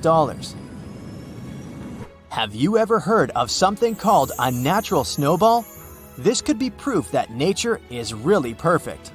In 2016, the beaches of the Gulf of Ob in northwest Siberia were filled with rows of giant snowballs. Think balls measuring up to 3 feet across. This rare yet beautiful natural phenomenon happens when small pieces of ice are rolled by strong winds and water. The further they roll, the more ice they gather, and the more that ice is polished. They end up as giant, perfectly shaped snowballs. They look pretty amazing on their own, but it's quite a sight when hundreds of them are together. When you hear the word mummy, you might get a chill down your spine. That's because most of us associate this word with those creepy characters we've seen in some scary movies. But in reality, mummies have helped us understand a lot about ancient civilizations, their rulers, and about how people used to deal with losing their loved ones. The people most famous worldwide for their mummies are the ancient Egyptians. They believed that some sort of existence after passing away was possible, if certain conditions were met. That's why they insisted on preserving the human body through the process of mummification and placing the mummy in a furnished tomb, kind of like giving it a fully functioning apartment of its own. Why did they believe in this? Well, because they were deeply connected to their natural environment for the most part. They saw the natural cycles around them, like how the sun rose every day, followed by the moon, or how new life was always sprouting from plants, even after they had wilted away. They also believed that the powerful spirit Osiris, who represented the cycle of passing away and resurrection, played a role in this process. To prepare for the afterlife, the ancient Egyptians followed certain rituals, like mummification, which involved using materials like honey, resins, and incense to preserve the body. There's no other mummy more popular than that of King Tut. He was a young pharaoh who ruled over 3,000 years ago in Egypt. The problem with discovering ancient royal tombs is that most of such burial sites were previously robbed. People knew ancient rulers had been left with many valuable belongings, so those locations became vulnerable to thieves. When King Tut's tomb was opened in 1922, people were excited because it had not been robbed, like many other previously discovered royal tombs. That's how well hidden it was. Inside, his mummy was encapsulated in a total of 3 coffins, including one made of gold.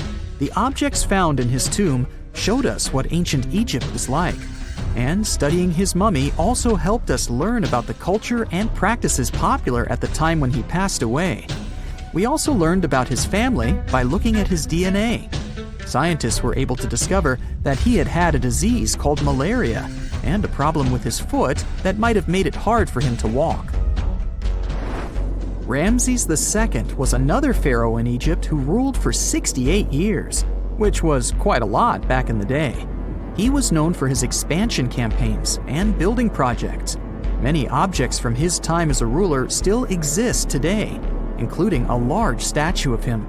Ramses II was about 6 feet tall and lived to be about 90 years old. After looking at his mummy, scientists concluded that he may have had a medical condition that affected his spine. Now, remember those thieves I mentioned before?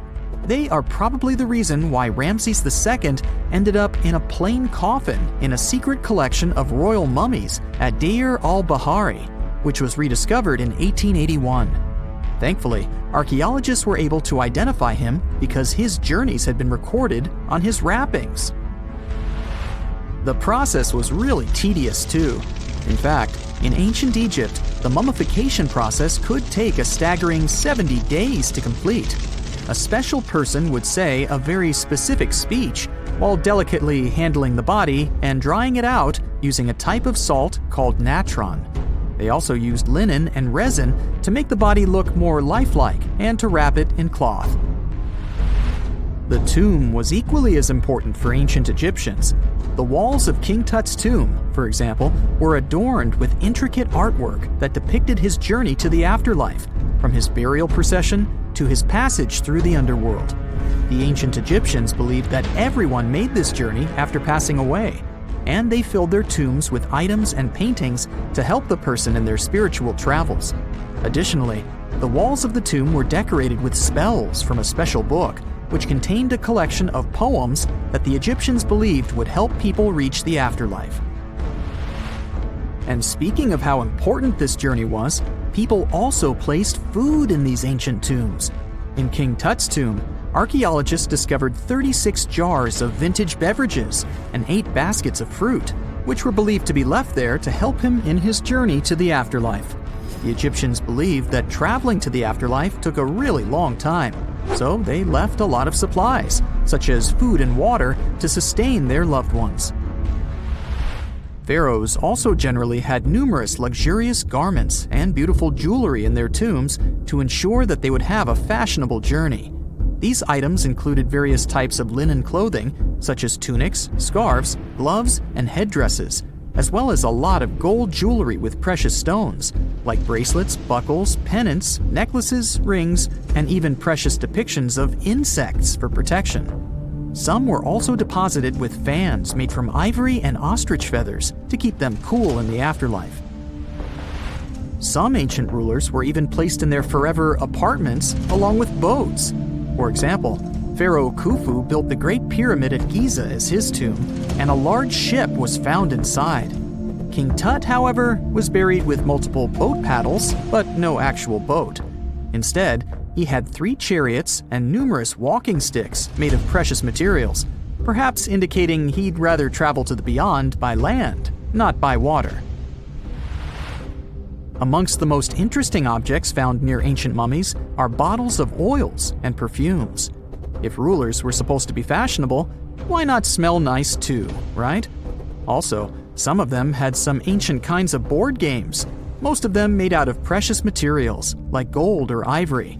One of those games was called Senet. It was very popular amongst the ancient Egyptians and very similar to modern-day chess.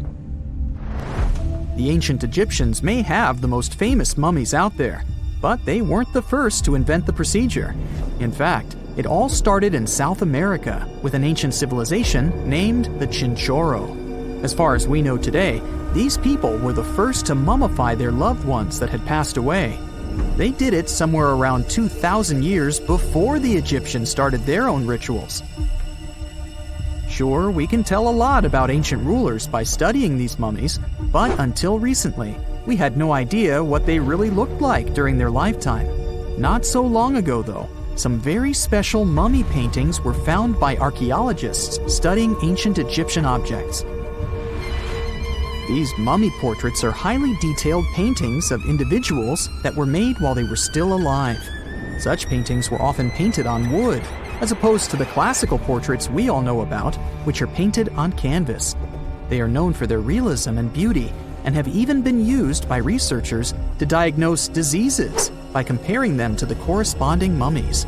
Some of these portraits also include depictions of jewelry, which was later found on the mummies.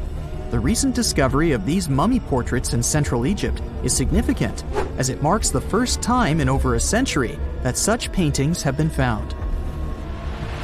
Mummies appeared all around the world naturally, too. Mummification can occur without people intervening because of natural conditions, like extremely cold or hot environments, places with a lack of oxygen, or accidental exposure to chemicals that preserve the body. These conditions don't allow bacteria to grow, resulting in the body remaining more or less intact. Famous Otzi was one of these mummies. We know today he was a man who lived around 5,000 years ago in Europe.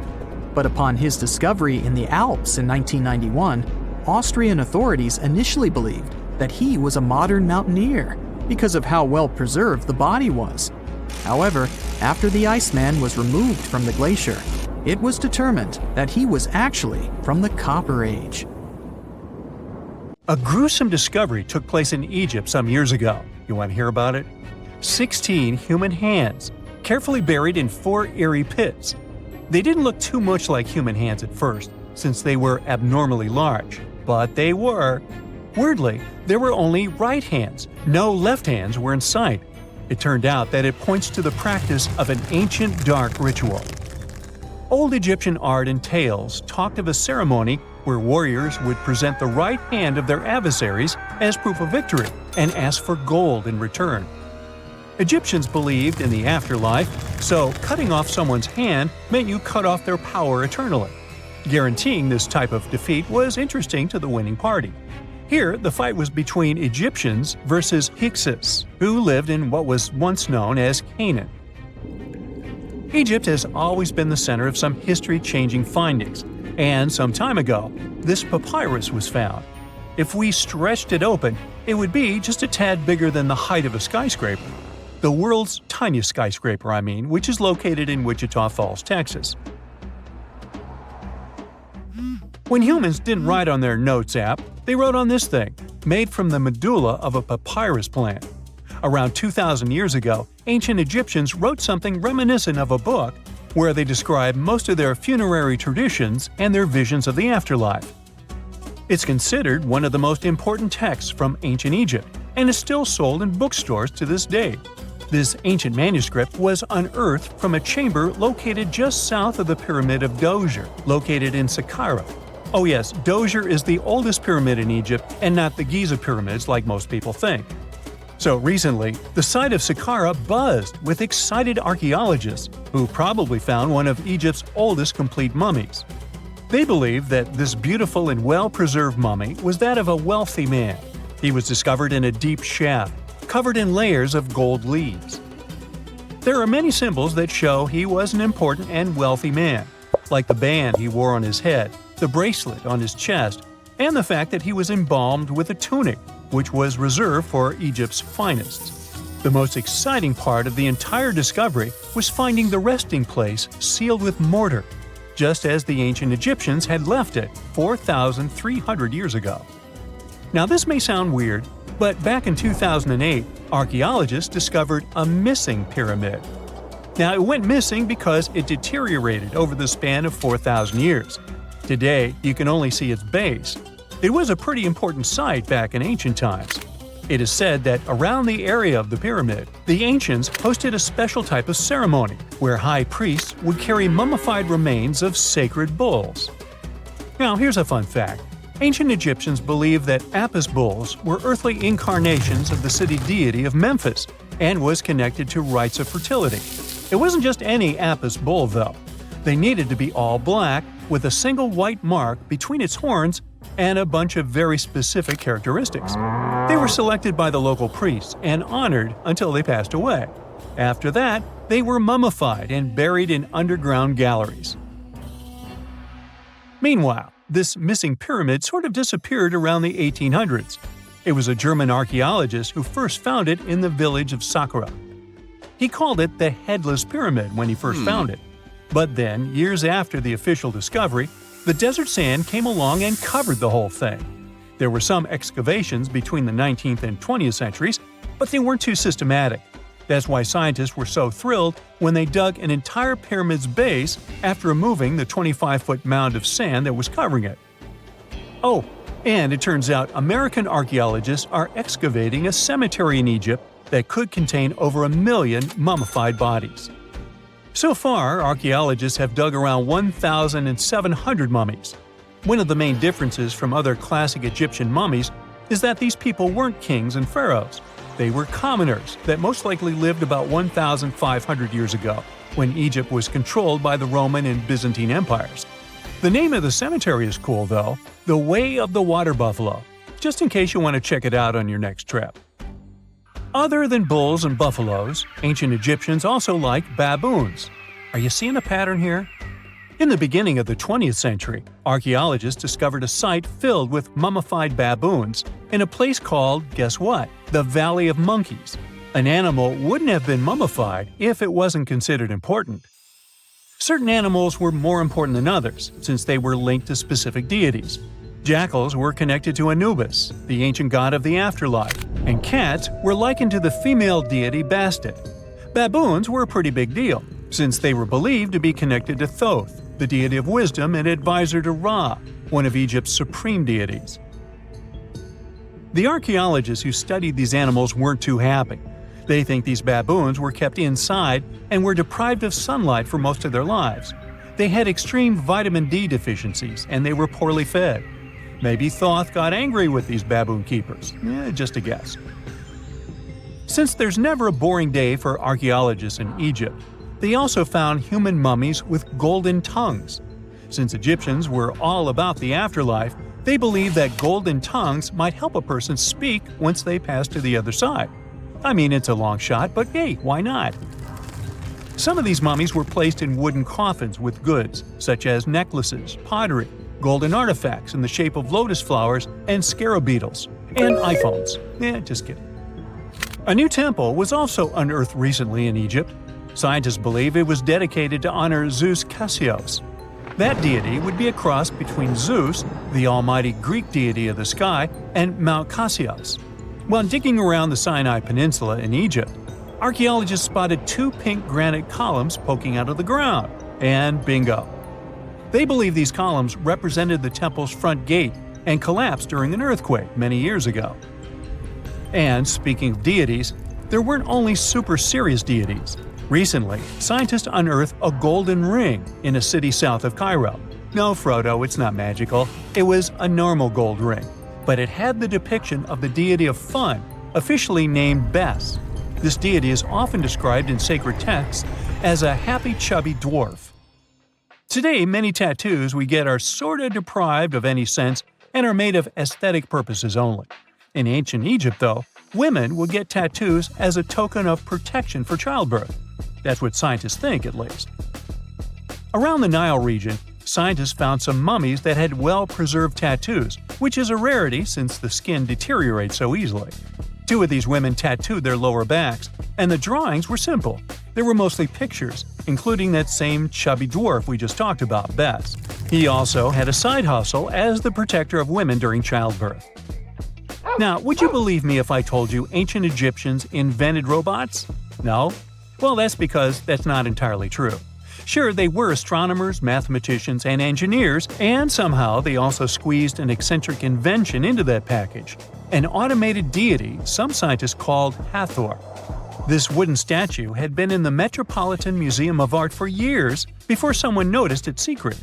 With the help of an X-ray machine, specialists discovered a mechanical operating system inside it. The pulley-like axis goes from the statue's shoulder to her left leg. When the system rotates, the statue raises and lowers her hand. Hey, pick me! I got my hand up.